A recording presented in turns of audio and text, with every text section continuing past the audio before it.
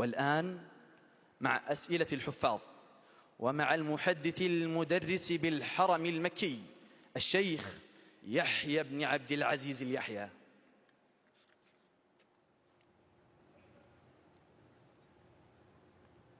السلام عليكم ورحمة الله وبركاته.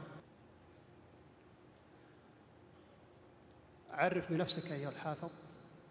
اسمي جهاد ابن متعب ابن عيسى المالكي. جهاد ابن متعب ابن متعب.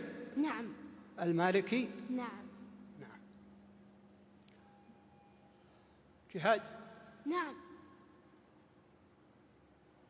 3 من كن فيه وجد بهن حلاوة الإيمان. حديث من؟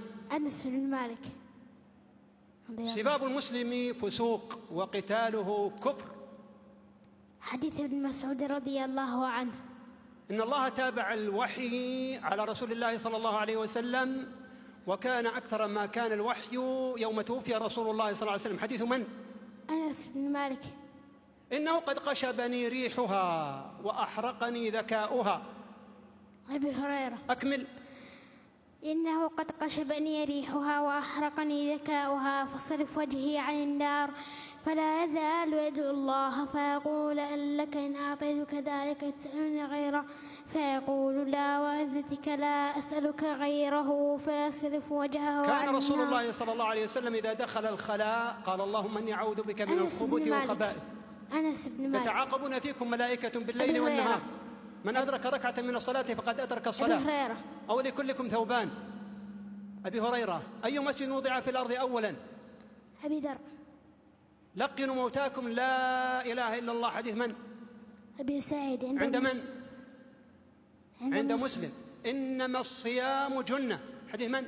أبي هريرة عند الشيخين. من أراد الحج فليتعجل. حديث من؟ حديث أبي هريرة عند أبي داود. عند من؟ أبي داود. السيد الله. حديث عبد الله بن الشخير. من صححه؟ رجاله ثقات وقد صححه غير واحد واشتباه النسائي وجوده محمد. كل خطبة ليس فيها تشهد. أبي هريرة عند أبي داود. باب ما جاء في خطبة الحاجة. عن ابن مسعود رضي الله عنه قال علمنا رسول الله صلى الله عليه وسلم خطبة الحاجة إن الحمد لله نحمده ونستعينه ونستغفره ونعوذ بالله من شرور أنفسنا من يهده الله فلا مضل له. كان رسول الله صلى الله عليه وسلم يعالج الوحي. حديث من؟ كان يجد من التنزيل شدة. حديث من؟ كان ابن عباس. ابن عباس. رقم كم؟ هذا الحديث الثالث بعد 500 وألف في جنبنا الصحيح المجلد الرابع. طيب، كان الرسول صلى الله عليه وسلم يأكل القثاء بالرطب. عبد الله بن جعفر عند الشيخين. من صلى البردين دخل الجنة. أبي موسى. الذي بعده؟ أبي ذر. اللي بعده؟ أبي هريرة. اللي بعده؟ أنس. اللي بعده؟ أنس عن رافع بن خديج عن عائشة عن أبي أمامة عن جرير عن أبي هريرة عن ابن عمر. وفي حديث أبي المليح عن علي عن ابن عباس عن ابن عمر عن عبد العزيز بن رفيع. إن حق الشروط أن يوفى بها ما استحللتم به الفروج. حديث من؟ عقبة بن عامر. الذي بعده؟ عائشة اللي بعده أنس الذي بعده ابن عمر الذي بعده مطل الغني ظلم وإذا أتبع أحدكم على مليء فليتبع. حديث من؟ أبي هريرة عند الشيخين. اللي بعده؟ اللي بعده حذيفة. ألحق الفرائض بأهلها.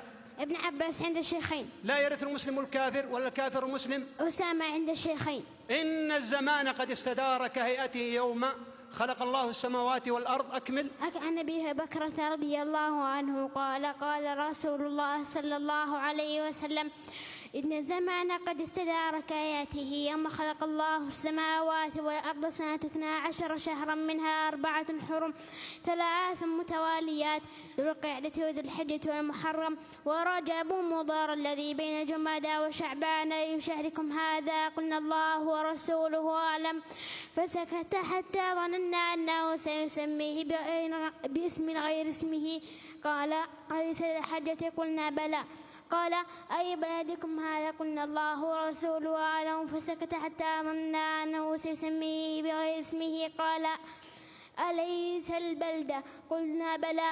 قال أي يومكم هذا؟ قلنا الله ورسوله أعلم. فسكت حتى ظننا أنه سيسميه بغير اسمه.